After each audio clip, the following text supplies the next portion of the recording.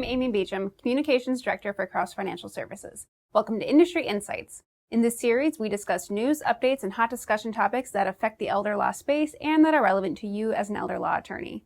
Working on hundreds of cases per month and working with attorneys from across the country, we see trends that affect this area of planning, and we want to share some of those insights with you today.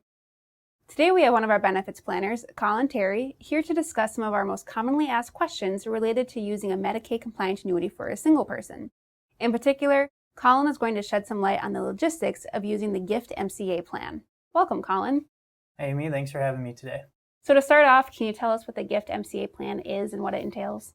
Yeah, absolutely. So the Gift MCA plan is a name we use for it intentionally because we're first off making a gift, which usually works out to be 50% of the assets, and then the other 50% of the assets are used to purchase the annuity.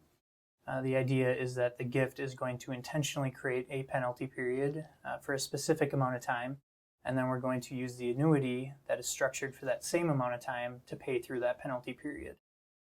So why is the annuity part necessary? Can't the client just put all of their money into a separate account and pay through their penalty period that way?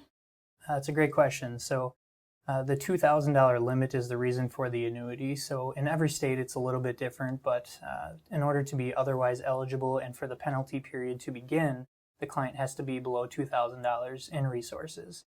So in order to do that, we first gift away half of their assets, and then we use the other half to go into the annuity, which converts that from a resource to an income stream to get them below that $2,000 benchmark. Okay. And how does that compare to a gift and promissory note plan? Is that similar? So they're very similar. The math calculations are really the same. It's just the tool that you're using is the difference. So the annuity and the promissory note are both tools that are used in Medicaid planning, specifically with the gift and what we call MCA plan. In that scenario, it would be a gift and promissory note plan. Do you think one plan is more advantageous than the other? Again, they're very both similar, but in order for the annuity to work properly and the promissory note to work properly, the payments have to be made on time every month for the Medicaid department to include it as an income stream versus a divestment. So that's the big difference, is that the insurance company is the one making the payments for the annuity, which is very reliable, whereas the promissory note is funded usually from a family member, so there's a little more risk involved with a promissory note. Okay. And I know the partial cure strategy is popular in some states. Can you explain that a little bit? So the partial cure, as you mentioned, is also very state-specific, so it can be used in some states and others it's not allowed.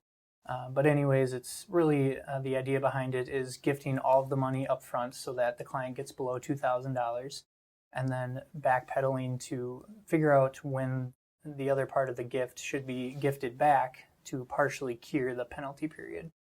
So in that instance, it's just a calculation that needs to be done similar to the gift and annuity, but there's a little more administrative work involved in staying on top of the process throughout that penalty period. Okay, so you still think that the Gift MCA plan is probably the most advantageous plan for a single person to use then? Yeah, I would say it's probably the cleanest and easiest transaction to get done right up front instead of having to worry about it throughout the entire penalty period. Okay.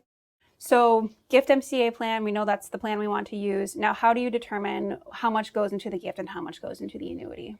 So there's a few factors that are involved when doing the gift and MCA calculation.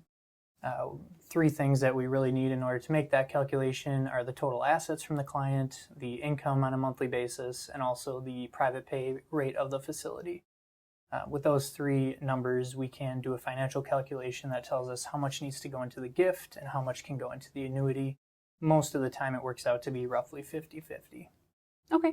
And I know, with most Medicaid compliant annuities, one of the main requirements is that the state is the beneficiary, and I know some people have some concerns about that. Can you explain how that works in the case of a Gift MCA plan if the owner were to predecease the term? Yeah, that's a great question, a very common question we get. So as you mentioned, in most states, the state has to be named as primary beneficiary of the annuity contract. However, it's only to the extent of benefits paid on behalf of that client. So let's say we have a 10-month penalty period and the client passes away 5 months through that penalty period. The remainder in the annuity, although the state is named as primary beneficiary, they have no claim to that annuity because they have not paid any benefits for the client. So therefore, it would pass to the next or contingent beneficiary, which typically is children or the estate. Okay. Now, are there any other Medicaid compliant annuity plans a single person can use that our clients should be aware of?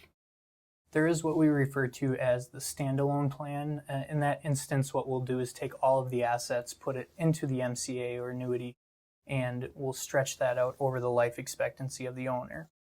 The idea behind that is to take advantage of the Medicaid rate versus the private pay rate. So if the client, let's say, has a $5,000 Medicaid rate at the facility versus a $7,000 private pay rate, you can take advantage of that discount by getting them under $2,000 immediately. Okay. Now, is there anything that attorneys should consider when potentially choosing between a Gift MCA plan and a standalone plan?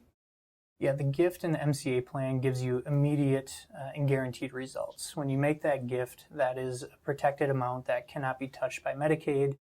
So that's the real advantage of that plan, is seeing the immediate economic results for the beneficiaries and for the client. The standalone plan has no guaranteed results, so it's possible the entire annuity amount and all of the assets could potentially be lost to the nursing home and Medicaid. Okay.